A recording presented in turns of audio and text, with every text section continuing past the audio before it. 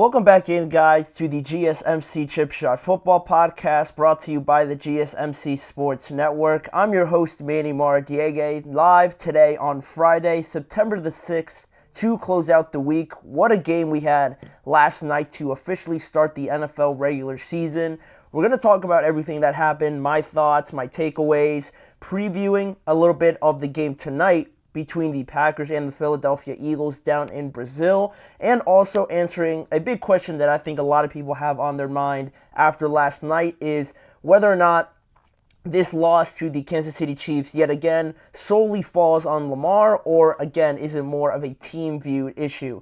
Those questions will be answered on today's show, plus a couple more previews that we have talking about Dak and also picking the winners of the rest of the games in week one. All of that is coming up on today's show. Make sure to stick around to watch that. But before we get started talking about the game last night, I'd like to remind you guys, if you have any questions regarding anything now that we are fully back into the swing of things in the NFL, if you have a question, a comment, an opinion you'd like to share on anything we talk about on today's show, please make sure to share it. Your input is a big part of what makes this show great, and we always appreciate your guys' insights on anything you want to comment about. And now, if you want to make that absolutely sure and guaranteed that your message gets on the air and featured on our show, there's an easy way to go about that. Just use the super chat feature that we have available for you guys now. Just click the $ at the bottom of the chat box to send in your super chat. This guarantees that your message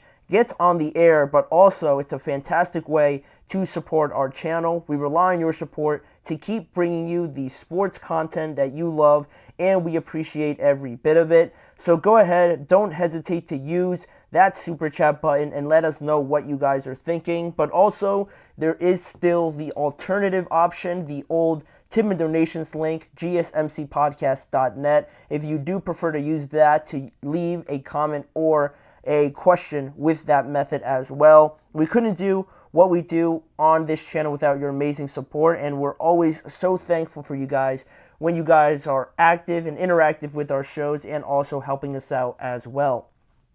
But now we could talk about last night's game. A lot went down in that game. I think we could pick out a bunch of different storylines, questions going forward, and impact off of this game, right? It was a perfect start to the 2024 regular season. If anything, if we can pick out anything from this game, and if this is any indication of what this season is going to look like, we're in store for a great, awesome year, right? Just based off of last night's game. Ultimately, the Chiefs did survive a late comeback attempt from the Baltimore Ravens to win out that game 27-20. Reading out some of the big performers from last night's game, you obviously have Lamar Jackson, 273 passing yards, 122 rushing yards, nearly 400 yards of total offense for Lamar, one touchdown as well.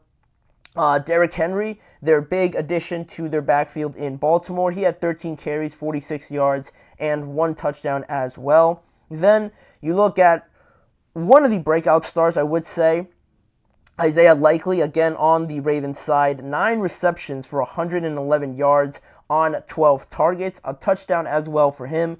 And he followed that alongside Zay Flowers, who was also very active, but the stats might not reflect it. 6 receptions, 37 yards on 10 targets.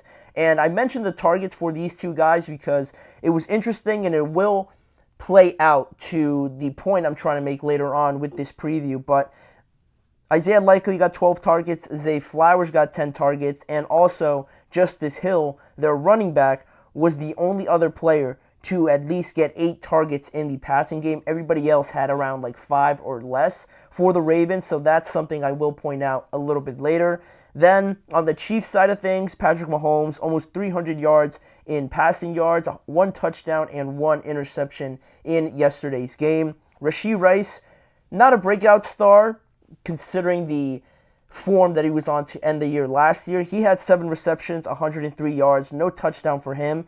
And the real breakout star, I think, for the Chiefs that really made a name for himself and what he is going to bring for the Chiefs offense. You look at Xavier Worthy, 2 receptions last night, 1 carry, 47 pass or receiving yards to his name, 21 rushing yards, and 2 total touchdowns for the rookie wide receiver out of Texas. And that's a lot. That's a lot to break down there. A lot of standout performances from last night's game, and that's why we got such a back and forth crazy game, especially the way it ended. And addressing that point on how it ended, Isaiah Likely catching that touchdown in the back of the end zone, but the tip of his shoe, the sole basically of his foot, was stepping out of bounds. And I honestly thought, when I looked at it in real time before they started zooming in, I thought they were still going to call it a touchdown. I just felt that, there's close measurements on what's out and what's not out, but then there's something like that where you couldn't get a smaller margin of his shoe to be out of bounds to still call it out of bounds. I thought it was so small of a margin that they were just going to let it go and call it a touchdown anyway. The Ravens obviously felt the same way. Lamar Jackson saying afterwards that he thought it was a touchdown and he's going to still keep believing that it was a touchdown. But if I was to make a decision on it, I think they made the right call, because you'd rather be playing it safe in that situation rather than always having that doubt in there. I think most people would see that, there is a little bit of that part of his cleat stepping out of bounds. So ultimately, it was the correct call, but it was a very devastating call, right? As time winds down, Lamar somehow finds Isaiah Likely in that situation, and he makes a perfect throw. Isaiah catches it perfectly, there's no question about that, but it's just the feet. The last thing that the receivers need. Unfortunately for the Ravens, it was out of bounds. The game ends there. And very salty responses, very salty faces on all the Ravens players, if you guys watched the game as well last night. But on that note, on the last play by Isaiah Likely, the takeaways that I took from that, just off of that last action and just basically overall in the game, was that it really shouldn't have been too close, honestly. We're talking about a play in the end of a game where I honestly didn't feel like it should have been that close, based on the fact that the Chiefs had an opportunity there to score what most think would have been a touchdown, with Isaiah Pacheco running pretty freely up the right sideline, but he just dropped the pass. There was another pass that Juju Smith-Schuster dropped on the goal line as he was making his way down. That was probably going to be another touchdown, and this could have been a 30-something game to 20 points that the Ravens had in the end. And when you look at that margin, if the Chiefs execute on all these plays, you could say the same for the Ravens executing on some throws that Lamar might have missed as well. We'll get into that later on in the show, but it really didn't seem that close to me, just because, as we predicted, or as I talked about on yesterday's show, it just looked like the Chiefs have less to figure out. They have less to figure out, and more so trying to enhance what they already have, right? They know all their pieces. They know how they sort of fit. It's just a matter of execution with them at this point of the season. In the first game, they're just trying to execute everything a little bit better. Whereas with the Ravens, a big takeaway that I had from them also was that, similarly to the Chiefs, they have a lot of new pieces. Obviously, 3 new offensive linemen, some new pieces on the defensive side of the ball, and to them, it looks like they're still figuring everything out. With Derrick Henry, like we mentioned, he was probably one of the more underwhelming performers from last night, 13 carries and 46 yards, like I said. And it just seems like they still don't know when to use Derrick Henry, and what seems appropriate to, be patient enough to still use Derrick Henry, right? Because at the beginning of the game, that first drive, they convert on a bunch of third downs. Derrick, once they get into the red zone, they use Derrick a couple more times. They get close enough, Derrick dives into the end zone, and they score. It looks awesome, right? It looks like Derrick is going to fit in very nicely, and I think he will eventually. But with this team, as the game went on and as the Chiefs, responded, they started, picking up some steam. You head into the second half, and it just looked like the Ravens got a little bit antsy, like almost like Derrick Henry wouldn't serve them too much of a purpose while they're trailing, if that makes sense. It sounds crazy to say, but the way that they executed in the second half, the way that they deployed Derrick Henry in the second half, they didn't really use him that much, I think, in an effort to obviously come back, right? But I think at that point in the second half where they weren't really using Derrick, it was still very early to sort of give up on the run game, but we kind of saw it back in the AFC Championship game as well, where the Ravens just tried too quickly to play their card and try too quickly to get back into this game, where I think slowing the pace down a little bit, slowing any momentum that the Chiefs could have had, would have served them a little bit better, and Derrick, I think, would have served that purpose some more. And you have that piled up with the fact that Lamar also had a big game with his legs, and I think that really, is great. It is exciting. It's a great thing to have if you're Lamar and you're the Ravens, right? But running that much is great. Having all these design runs is great, right? But to me, it also signals the fact that they're not really getting too open on the outside, or it's either that or Lamar, there's a problem with the execution of some of these throws, and I don't think that's the case, because I like the progression Lamar has made over the course of his career passing-wise, but it's either that or they're just not getting open, and that's why I mentioned the targets before, right? Isaiah Likely and Zay Flowers basically were the only guys that were consistently becoming an option for Lamar. Justice Hill as well coming out of the backfield. It signals also to what I just said about Derrick Henry. So that's something else that stood out to me in terms of these takeaways with this team.